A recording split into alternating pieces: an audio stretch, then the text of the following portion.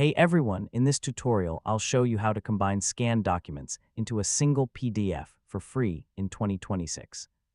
So if you have multiple scanned pages and you want to merge them into one clean file, this guide will help you do it step by step. First, collect all your scanned documents in one folder. Make sure they are in the correct order before combining them. Next, rename your files like 1, 2, 3 so the PDF keeps the correct sequence. So this prevents pages from getting mixed up. Now select all images, right-click and choose Print.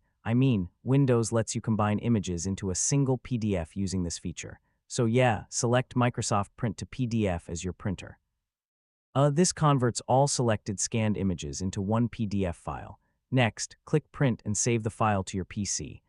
Give it a clear name so you can find it easily later. Finally, open the new PDF and check that all scanned pages are in the correct order. So make sure nothing is missing or misplaced. And that's how to combine scanned documents into a single PDF for free in 2026. Once you use the built-in print option, merging files becomes quick and easy. If this guide helped you, feel free to check out more PDF tutorials. Hey everyone, in this